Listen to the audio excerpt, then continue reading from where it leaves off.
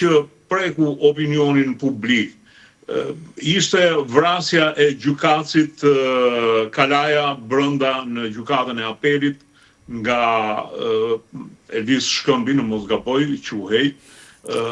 Dhe doja të dija një çik mendimin tënd se edhe ti për shembull kur gjithë opinioni u çua kundër Dan Hudrës, ti kishe një mendim pak ndryshe që ore lejeni Dan Hudrën të varoj punë se i kanë rasti kalama për pa pasur si Jezu Krishti, pa pasur asnjë lidhje, i thanë takzosh kalamase e shjotit. Këtë ngjarje dua ta dramatizoj pak. Po jo, mirë bëre që është dramatizove se është shpreha më e mrekullueshme që kam pak e i libër, ke zekti ishte që as jeta dhe as vdekja nuk e meritojnë seriozitetin, kështu që prandaj dhe emisioni jonë sado gjërat janë domethënë shumë serioze ose shumë të brishta, ne përsëri mundohemi të fusim humorin që të kaloj disi kjo punë. Por po, bëre mirë që bëre atë paralelizimin me Dan Hudrën e famshëm. Tani doja tani isha me një humor, po do ta kap çik më vonë këtë sepse nuk ja vlen ndoshta tash si për fillim kjo. Problemi është që një djalë 32 vjeçar bën një atentat dhe ka 32 vjet në çështje gjyqësore. Domethënë që këtu e kuptojmë se sa keq është i tërë sistemi. Dhe po bëja një llogarit thjesht, se ti e ke pasur shumë pak a shumë i shoh gjërat çik pak më ndryshe. Po bëja llogarit 30 vjet po e marrim, me sa mora vesh 26 gjykatës, ne po i vëmë nga 1 milion secilit, apo jo? 1 milion që do avokati, ha? Po. 1 milion vit pa e lejon. Jo, ti pas ke qenë avokat lirë se avokatët marrin 2 milion, tash ti po se vazhdon me 1 milion. Po më në burë që ta lejmë burg atë se po boni qik më shumë duhet me qitë për jashtë. Një gjomu, le ta lejmë ke 1 milion që. I thonë, a i ka hargju 30 milion, që ndoshta dhe nuk i ka, dhe si që mora vesh dhe nuk i ka, dhe po marrin vetëm një rast, që pak rëndësi ka rasti se sa pak rëndësi ka, do me thënë, këta të dy persona, se sa ka e tërë kyllum kaosi në të gjitha fushat e jetës të kësaj shoqërie që kemi, sidomos drejtësia që ka një barë të jashtëzakonshme të gjithë tyre problemeve.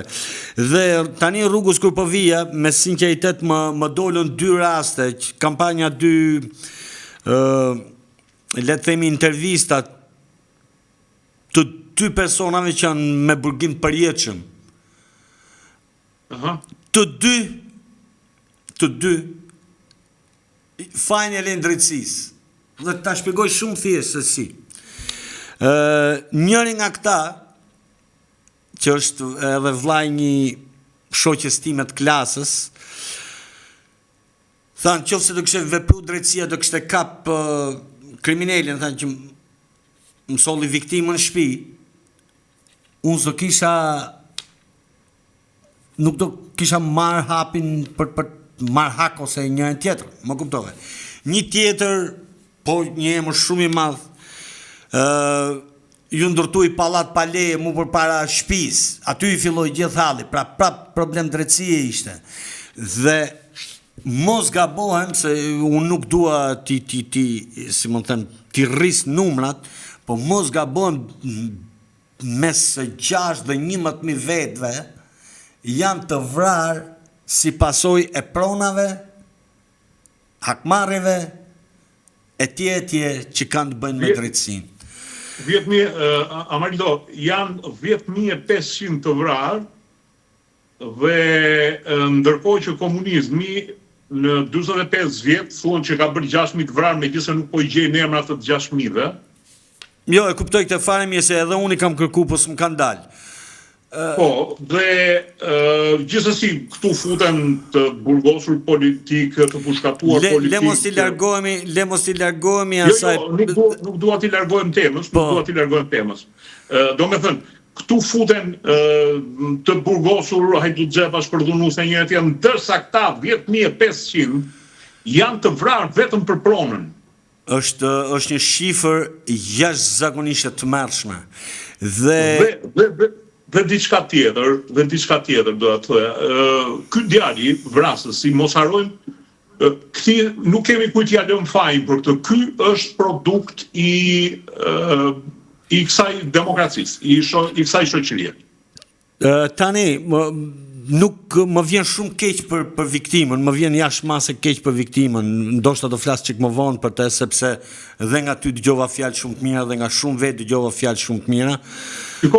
Amarildo, se nuk dua që të drejtoj, të orientoj për sa i përket viktimës.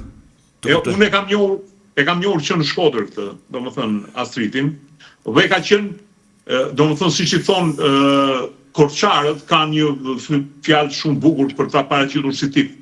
E quajnë baballëk. Ka qenë tip baballëku me një fjalë. Tani nuk mund ta imagjinoj që ky të vinte gjoba. Dhe me sa di unë, këtu ka qenë vetëm që ky ka anullu gjobat që ju ka vu atyre të strehuarve për mbarimi. Ka dhe një plus të vogël mbi këtë, e ka çu prap në shkallë parë për gjykim. Domethënë nuk ndalon ke gjobat, e ka çu prap ke shkalla parë për gjykim. Pra e ka çu 35 vjet mrapa. Kjo është pak a shumë që ta përkthejmë. Unë ka çu 35. Po sepse duhet të ketë parasysh që edhe me sa di unë, apeli nuk gjykon në themel, më kupton? Dhe ky një farë mënyrë e ka kthyer në themel. Por unë dua të dal diku tjetër, Amarido. Apo do të flasësh një herë për këtë djalin që ka. Po doja të flisa për këtë djalin në fakt. Doja të flisa për këtë djalin. Unë pash ishte ngritur dhe një GoFund për këtë, domethënë një se më të them mblidhen ca para. Dhe është mbledh një shumë për këtë djalë, për këtë, sepse veprimi i tij, pavarësisht se ai sot është një kriminal dhe ka vrarë një të pafajshëm, sepse unë zakonisht nuk mund t'i vej fajtoj njerëzve ku nuk kanë fakte, kështu që unë e marr njeriu më të përkryer, ashtu si sta dhe ju, unë e marr njeriu më të përkryer zotrin fjalë që u vra, më kuptove. Por a është ky një hero, një simbol heroi i të gjithë problemeve që ka sjell drejtësia në këto 35 vjet?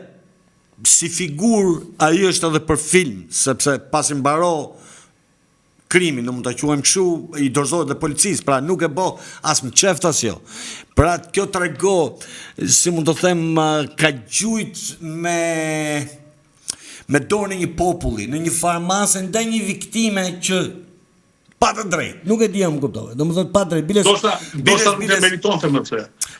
Amarido në jetë shpesh herë ha ai që kam pa faj. Dosta inshallah nuk është fjalë gazetarësh, po ky tha që unë tha nuk gjuhet ndaj Zot Kalaja, tha gjuhet ndaj drejtësisë.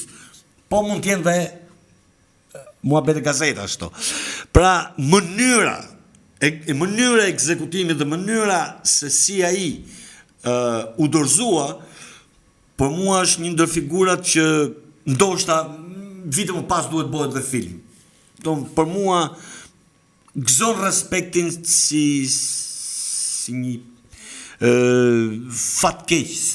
E di që është problemi tani, shumë ndoshta do të marrohen nga kjo që thash, kur them që është fatkeq dhe nuk i them kriminal, sepse ne kemi një shoqëri që vetëm mundohemi të vrasim, të ulim, të bëjmë, në kuto dhe marim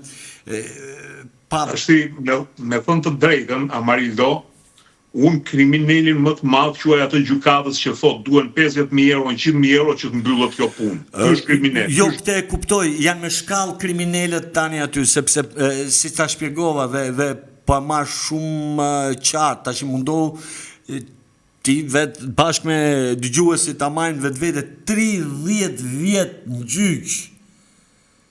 Kjo tregon që kjo drejtësi nuk ekziston. Tani, nëse do të ishte vitin e parë do ishin mbyll gjithë to shkallë, atëherë ky është një kriminal, një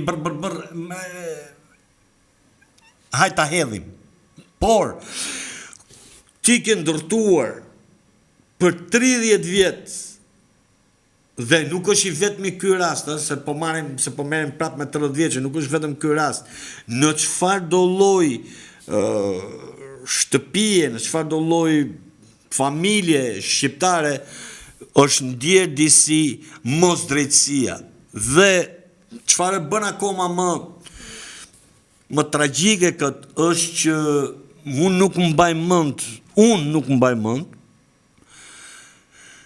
në 35 vjet që të kemi një dënim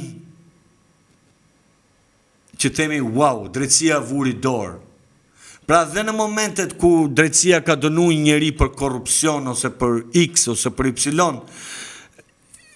prap nuk është treguar drejtësi, është treguar thjesht që të mund të një zbatuse e X ligji apo Y ligji. Dhe ne kemi raste nga ministra e tjere. Se nuk dua t'i bëj analizë drejtësisë, më tepër dua t'i bëj analizë rastit. Patjetër, edhe drejtësisë për sa lidhet me këtë rast. Por duhet thënë edhe diçka që ai momenti që ai ka qelluar dhe ka vajtur, ka dorëzuar pistoletën dhe dorëzuar vetë, duke dashur që ne nuk kemi gjykatës dhe si jemi asë njerëz të ligjit, më tepër përpiqemi të kuptojmë rrethanat. Pra, në një farë mënyrë këtij i ka ardhur shpirti për dalë. Dhe ka thënë më mirë një fundit të mërshëm se i të merr pa fund. Për këtë qëllim e thash edhe GoFundin, më kujto shumë i kanë dalë kundra kësaj si mund të ndërtohet një GoFund për këtë, por nga krau tjetër unë e kuptoj dhe e mirë kuptoj shumë mirë këtë, sepse pavarësisht se gjykatësi fjalë. Targeti duhet ishte ai kryetar bashkie që i kishte marrë 70.000 euro, për të mbyllur këtë punë. Pra, pse po themi, pse edhe shumë faleminderit që e nxorre pikërisht këtë. Të lutem shumë, jemi në shërbim tonë valla, çfarë flet. Po. Pra, nëse do merrem me rastin, ne do nxjerrim të tërë kriminalitetin e drejtësisë dhe çfarë është ndërtuar për 35 vjet.